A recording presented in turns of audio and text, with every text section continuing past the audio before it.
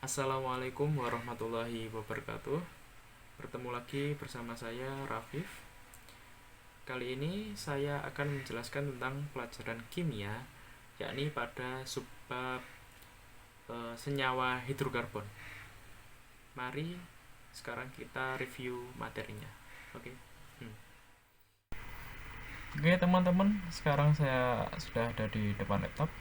Ya, kita akan membahas bab hidrokarbon secara umum ya, keseluruhan, yakni adalah salah satu rumpun senyawa yang melimpah di alam adalah senyawa karbon.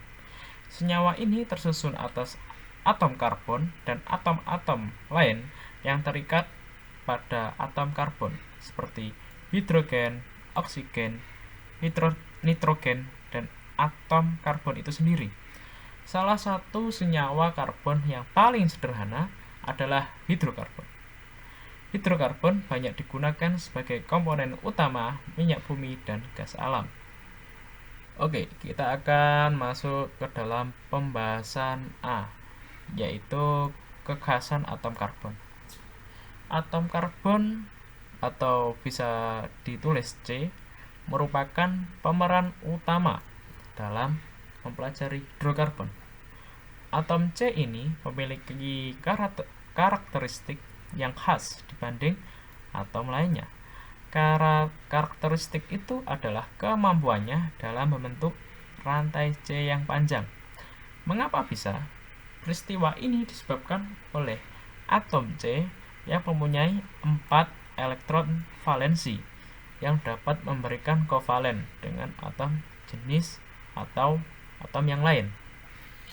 Contohnya ada di gambar satu ini ya. Beberapa jenis ikatan kovalen pada atom C. Atom C dapat berikatan dengan atom C lain atau sejenis, bahkan dapat membentuk rantai atom C baik alifatik atau terbuka, lurus, dan bercabang maupun siklik tertutup. Contohnya ada di gambar 2, yaitu rantai karbon. Yang satu rantai lurus, ini. Yang dua rantai cabang, yang mempunyai cabang. Yang tiga rantai tertutup, jadi ini nyambung lagi ya, yang ini. Yang 4 itu rantai jaring. Oke.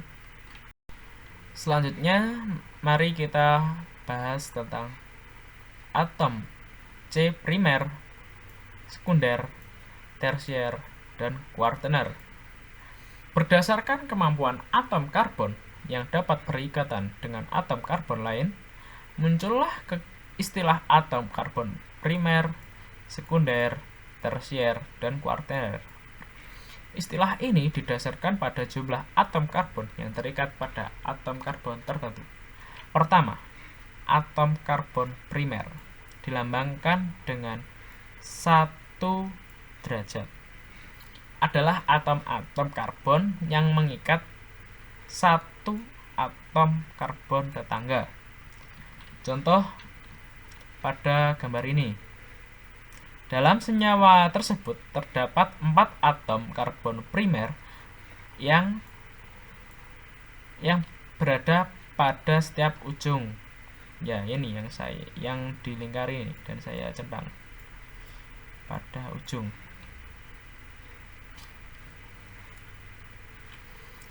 Yang kedua, atom karbon sekunder dilambangkan dengan 2 derajat. Adalah atom-atom karbon yang mengikat 2 atom karbon tetangga. Ya, ini contohnya, ini yang dihindari dan yang saya centang. Atom karbon C yang ditandai pada senyawa di samping merupakan atom C sekunder. Dia biasanya diapit oleh 2 atom C yang lain. Oke. Yang ketiga, atom karbon tersier dilambangkan dengan 3 derajat. Adalah atom-atom karbon yang mengikat 3 atom karbon tetangga. Contoh, gambar di sini. Jadi senyawa di samping memiliki satu atom C tersier, ya ini, yang diapet oleh 3 atom C yang lain. Nah ini 1, 2, 3. Yes. Keempat, atom karbon kuarter dilambangkan dengan 4 derajat. Adalah atom-atom karbon yang mengikat 4 karbon tetangga. Ya ini 1, 2, 3, 4. Sekarang kita masuk ke bagian C, yaitu penggolongan senyawa hidrokarbon. Berdasarkan jumlah ikatan antara atom karbon, senyawa karbon dikelompokkan menjadi senyawa jenuh dan tidak jenuh. Pada senyawa hidrokarbon jenuh, atom karbon dapat mengikat atom hidrogen secara maksimal. Senyawa yang tergolong hidrokarbon jenuh digolongkan alkana. Pertama, kita bahas tentang alkana. Senyawa alkana merupakan rantai karbon yang paling sederhana. Alkana merupakan senyawa hidrokarbon jenuh yang seluruh ikatan pada atomnya tunggal. Rumus umum alkana adalah seperti ini. Jadi, apabila atom C ada 2, maka atom H pada senyawa alkananya adalah 2 dalam kurung 2 plus 2, yakni 6 buah. Apabila dituliskan menjadi C2H6 dan jika dijabarkan menjadi seperti ini, yang biasa disebut tentang etana. Berikut merupakan nama 10 deret pertama dari senyawa alkana. Ya, bisa kalian baca. Ya, ini. Sekarang kita masuk ke tata nama senyawa alkana. Dalam senyawa hidrokarbon dapat diberi nama menggunakan aturan yang sesuai atau yang disetujui oleh para ilmuwan. Jadi tidak bisa kita memberi namanya sendiri ya, sakarepe dhewe gitu ya. Ya, kita simak. Kita masuk ke dalam aturan pertama. Yang kita harus lakukan adalah menentukan rantai utama dari senyawa tersebut. Bagaimana caranya? Jadi, carilah rantai C yang terpanjang, yakni rantai yang memiliki atom karbon terbanyak. Apakah yang ini? Jelas salah. Ada yang lebih panjang rupanya. Bisa kalian menemukannya. Lihatlah, ada 2 buah C2H5. Nah ini. Dalam rantai tersebut, jadi senyawa itu apabila dijabarkan lagi akan seperti ini. Ya ini. Jadi akan ketemu lagi rantai terpanjangnya, yaitu seperti ini. Nah, setelah menentukan rantai utama, kita harus melakukan menomori rantai, yaitu dari ujung sampai ujung lain. Nah, untuk rantai kita miliki dari ujung mana menomorinya? Baiklah, untuk itu kita masuki ke aturan yang kedua, penomoran rantai mulai ujung rantai yang terdekat dengan cabang. Jadi penomoran senyawa yang kita miliki itu akan seperti ini.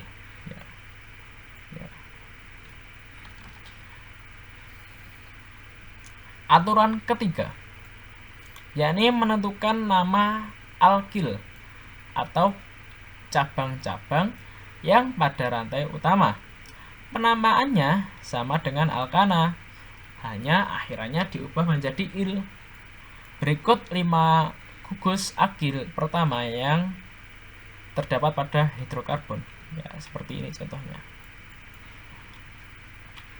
Nah, struktur yang kita miliki, mana sajakah cabangnya? Jika diperhatikan, ada 3 cabang di sana. Ketiganya merupakan gugus metil, Ya ini 1, 2, 3. Oke. Apabila dijodohkan dengan rantai utama, gugus-gugus akil tersebut secara berurut-urutan menempel pada atom C ketiga, 4, dan 6. Dengan demikian, kita sudah dapat menamai struktur yang kita miliki secara lengkap. Urutan penamaannya adalah seperti ini, ya. Jadi saudara-saudara sebangsa dan setanah air, nama struktur hidrokarbon itu adalah 346 trimetil oktana. Kelompok senyawa hidrokarbon yang termasuk senyawa tak jenuh adalah alkena dan alkuna.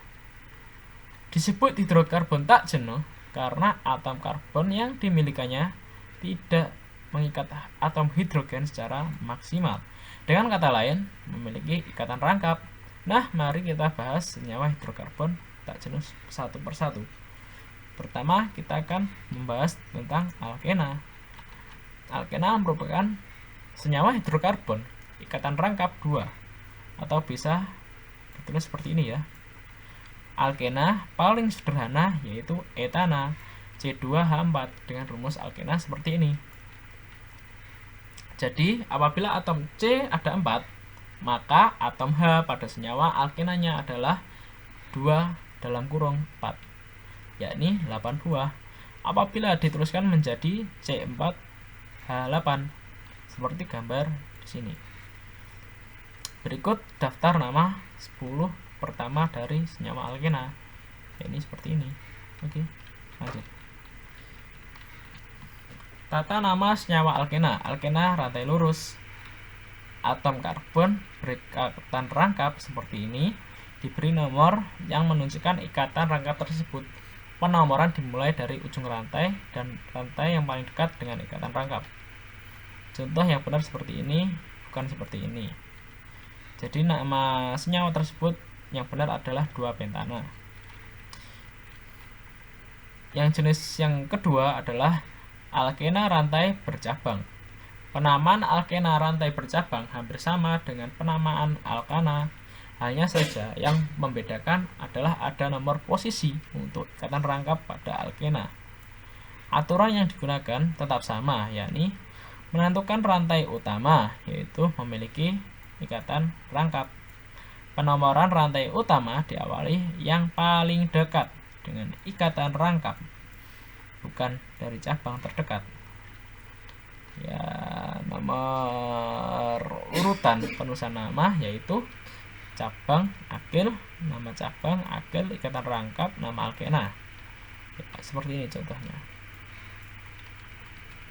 Seperti biasa, pertama kita tentukan rantai utama.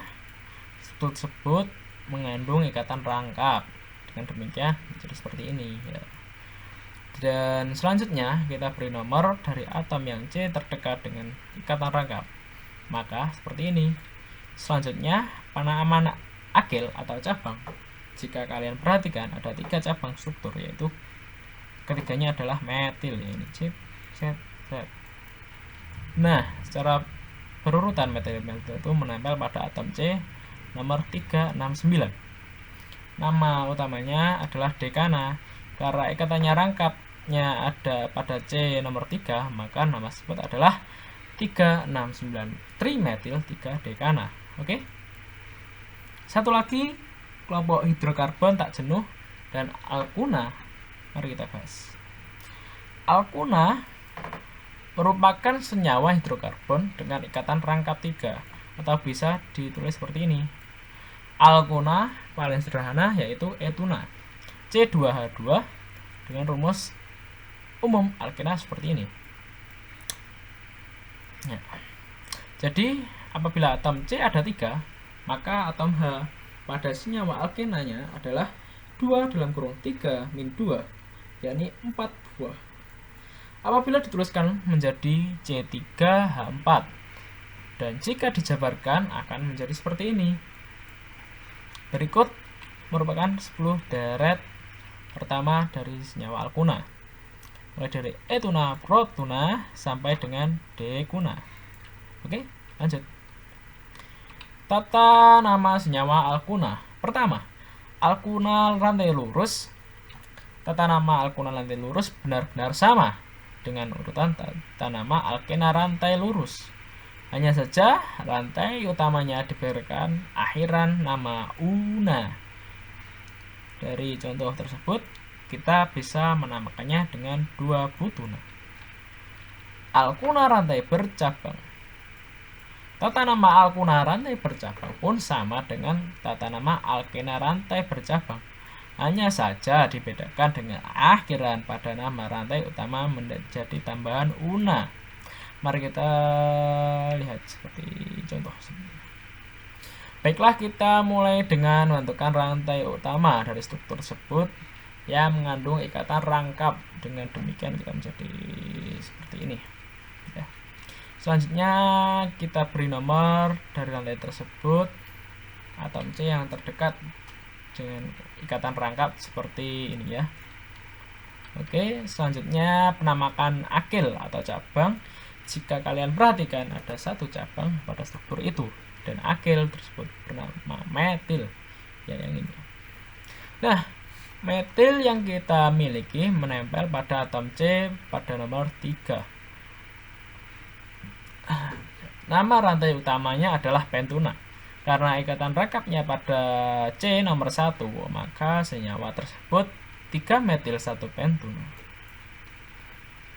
Demikian urusan tata nama berakhir. Bagaimana jika kasusnya kita membuat sendiri dan kita ketahui misalkan 2 metil butana, bagaimana strukturnya? Mari kita bahas. Pertama, kita harus melihat ekor dari nama senyawa tersebut karena itu merupakan rantai utama. Ini seperti ini. Apabila digambarkan maka seperti ini. Selanjutnya kita lihat nomor akil ya, ini nomor yang paling depan seperti ini.